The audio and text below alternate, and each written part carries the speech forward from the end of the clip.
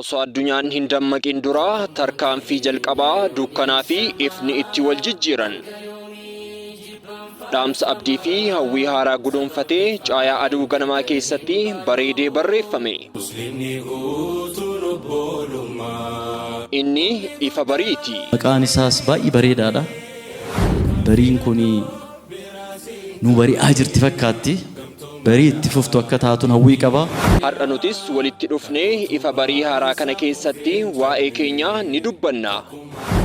Wanni hedduu na gammachiise immoo Barii lammaffaa waltajjii afaan Oromootiin magaalaa Finfinneetti marsaa lammaffaadhaaf haala adda ta'een qophaa'e.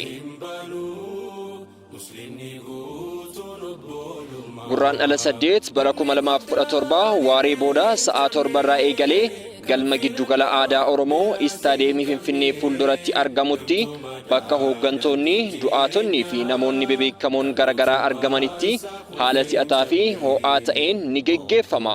Gahii kana qiimaa qaba.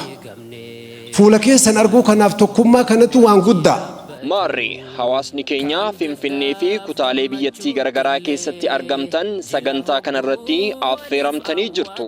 Gurraandhala 8 sa'aa 7 irraa eegalee wal argaan keenya galma giddugala aadaa Oromootti haa ta'u.